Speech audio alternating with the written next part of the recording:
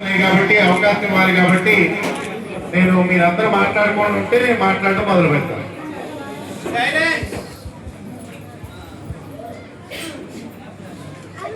ఈరోజు visually channel youth association Visakhapatnam జిల్లా branch ఆధ్వర్యంలో ఎస్పెషల్లీ మురళి, అప్పలరాజు, వెంకటేష్, వీరబాబు ఈ నలుగురు అండ్ బీసీవైఏ జిల్లా కార్యవర్గ సభ్యులు ఎంతో కష్టపడి ఎంతో శ్రమించి రీసెంట్ గా శ్రీకాకుళంలో మేము Louis Braille birth anniversary celebrations ఏర్పాటు చేసిన వెంటనే వాళ్ళు కూడా స్పందించి మేము విశాఖపట్నంలో ఫంక్షన్ పెట్టుకుంటామన్నయ్య అని చెప్పిన వెంటనే ఖచ్చితంగా పెట్టుకోండి మేము వస్తానని చెప్పేసి నేను హామీ ఇవ్వడం జరిగింది.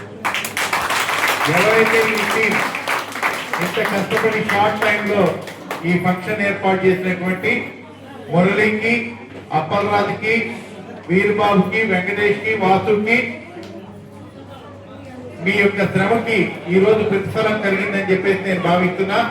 మనకి ఈ గౌరవ అతిథులతో పాటు ఇంతమంది గ్యాదరింగ్, ఉత్తరాంధ్ర నుంచి ఇంతమంది గ్యాదరింగ్ ని గ్యాదర్ చేసి ఈ ఫంక్షన్ ని ఇంత సక్సెస్ చేసినందుకు ప్రత్యేక కృతజ్ఞతలు మీ టీం మొత్తానికి. సార్, 6 చుక్కలలో బ్రైనీని కనిపెట్టి మా అందరి జీవితాల్లో వెలుగు నింపినటువంటి సార్ లూయిస్ ప్రైరీ గారి జన్మదినోత్సవ వేడుకలను రాష్ట్ర వ్యాప్తంగా ఆల్మోస్ట్ జనవరి 4వ తారీఖు ఆయన పుట్టినప్పటికీ కూడా ఈ 2 నెలల పాటు వాళ్ళ యొక్క వీలును బట్టి చేసుకుంటూ ఉంటారు సార్. దాంట్లో భాగంగానే ఈ రోజు విశాఖపట్నంలో ఈ ప్రోగ్రాం ఏర్పాటు చేయడం జరిగింది సార్. ప్రపంచ వ్యాప్తంగా ఉన్నటువంటి లిపి ఉన్న, లిపి లేని భాషలకు కూడా ఒక లిపి ఉంది అంటే అది ఓన్లీ బ్రైలీ మాత్రమే అనే విషయాన్ని చెప్పడానికి సంతోషిస్తున్నాను. 6 చుక్కలలో బ్రైలీ లిపిని కనిపెట్టి సార్ లూయిస్ ప్రైరీ ఈ రోజు మేమందరము కూడా మీ ముందు ఇంత గర్వంగా కూర్చునేటువంటి అవకాశాన్ని మాకు కల్పించారు కాబట్టి మాకు ఆయన ఆరాధ్య దైవం అయ్యారు.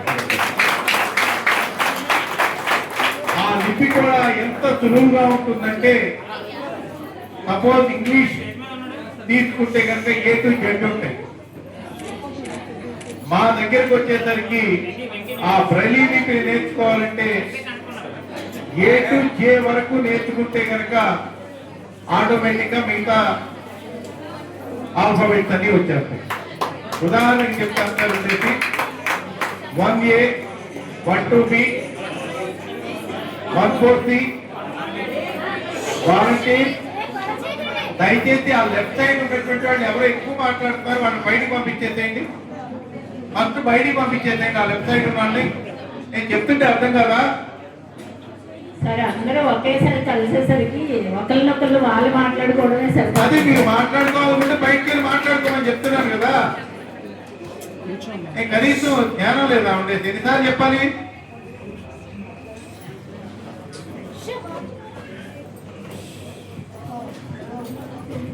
One A, 1B, 1C, 145D, 15E, 1245G, 125H, 248, 245J. ఇక్కడ నుంచి సార్ ఉండేది మీకు ఇందాక చెప్పా 1A అని చెప్పారు. అక్కడి నుంచి 3 డాట్ ప్రతి దానికి యాడ్ చేస్తూ పోతే కనుక మాకు బ్రైలీ స్క్రిప్ట్ వచ్చేసంటే సపోజ్ 1A అని చెప్పాను కదా సార్, దానికి 3 డాట్ ఏర్పాటు చేస్తే కనుక K అవుతుంది. 12B అని చెప్పాను కదా సార్, దానికి 3 డాట్ యాడ్ చేస్తే L అవుతుంది. అలాగే 14C అని చెప్పాను కదా సార్, దానికి 3 డాట్ చేస్తే M అవుతుంది. ఇది చాలా సింపుల్ గా నేర్చుకోవచ్చు సార్. ఉండేది ఇది ప్రపంచంలో ఉన్నటువంటి లిపి ఉన్న, లిపి లేని భాషలకు కూడా లిపికి ఉన్నటువంటి ఒకే ఒక ఇది ఏంటంటే అది బ్రైలీ స్క్రిప్ట్. అందుకే ఆయన ఎన్నాళ్ళు ప్రతికామనేటువంటి కాదు, ఏమి చేశామో మన చుట్టూ ఉన్నటువంటి వాళ్ళకి అనేటువంటి ఇంపార్టెంట్ కదా సార్. ఉండేది ఆయన కేవలం 43 సంవత్సరాలు మాత్రమే బతికి మాకు ఈ రోజు ప్రపంచంలో ఉన్నటువంటి లక్షలాది మందులకు ఆరాధ్య దైవమయ్యారు. 1809 జనవరి 4న ప్యారిస్, ఫ్రాన్స్ దేశంలోని ప్యారిస్ కి దగ్గరలో ఉన్నటువంటి కూలి అనేటువంటి కుగ్రామంలో జన్మించి గుర్రపు చేతి కుట్టేటువంటి వాళ్ళ ఫ్యామిలీలో ఉన్నటువంటి క్రమంలో ఆయన వాళ్ళ తండ్రి గుర్రపు జీనంలో కుట్టడం అనేటువంటి అనుకరించబోయి ఆ కత్తి ఆయన కట్టెలో దిగి 3వ సంవత్సరంలో అతను చూపు కోల్పోయారు.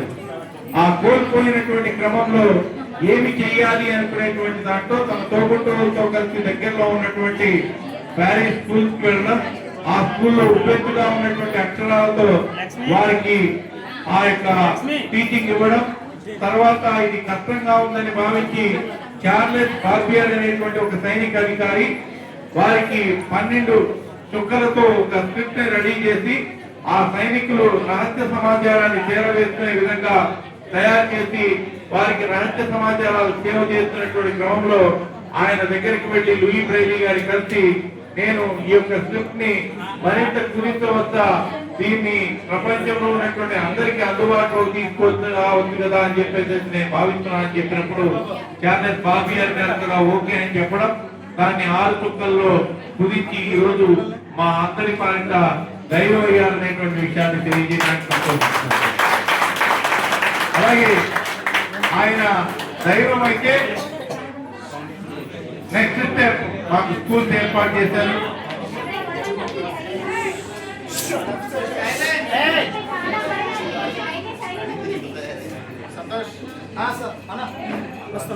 ఎన్నో స్కూల్స్ ఏర్పాటు చేశారు, చదువులు నేర్పారు.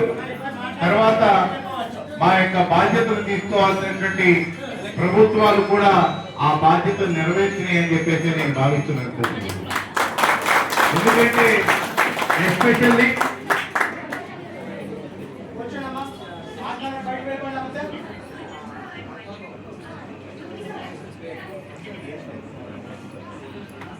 సైలెంట్ గా ఉంటే మీటింగ్ తొందరగా కంప్లీట్ అవుతుంది, లేకపోతే ఇక్కడ వెయిట్ చేయాలి.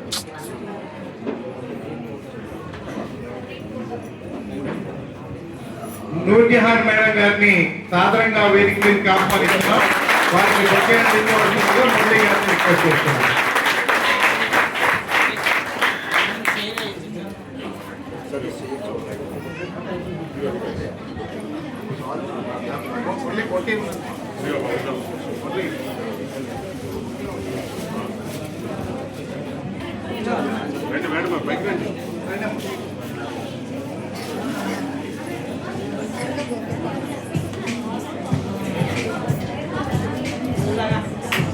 Thank you so much, madam.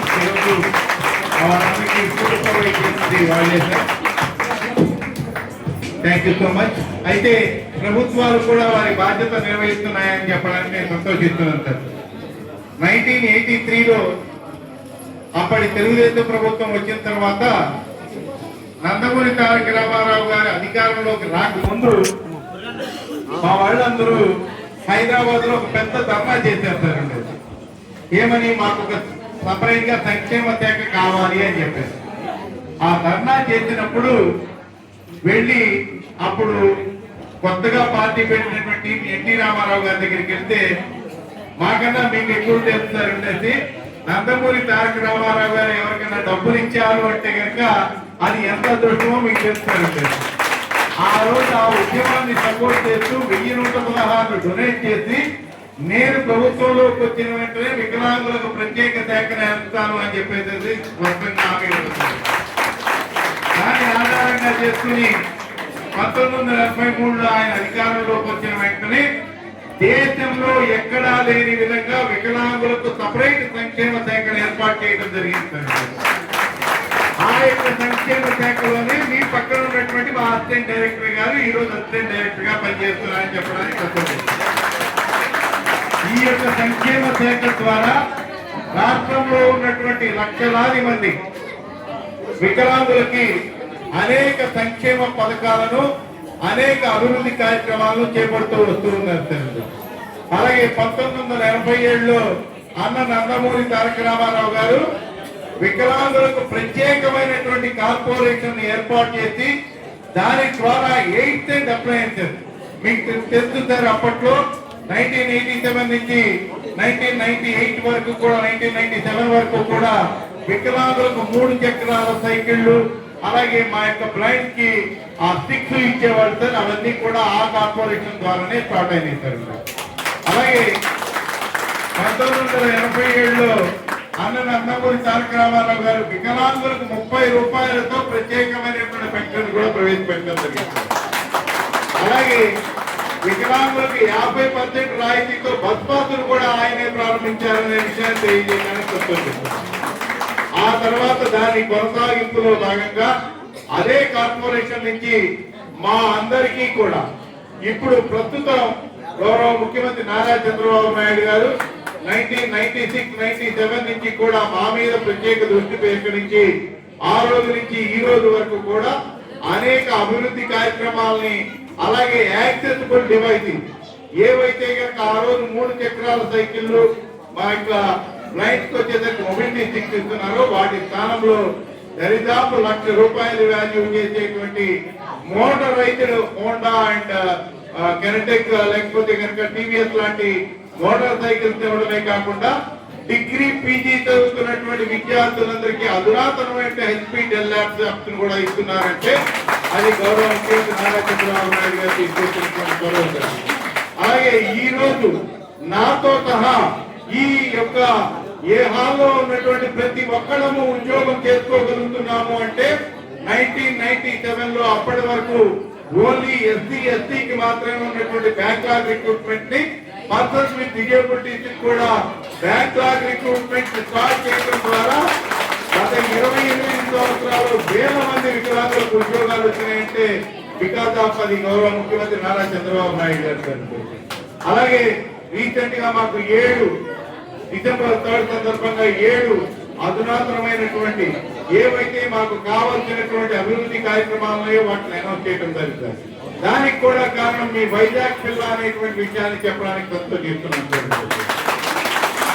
Women world cup ఏదైతే రీసెంట్ గా గెలిచారో దాంట్లో మీ యొక్క వైజాగ్ లో సాగర్ నగర్ స్కూల్లో చదువుతున్నటువంటి 10వ తరగతి విద్యార్థిని ఆ women world cup blind cricket లో ఫైనల్ లో 114 రన్స్ చేయాల్సిన పరిస్థితిలో 42 రన్స్ చేసి కుమారి కరుణ కుమారి భారత్ కి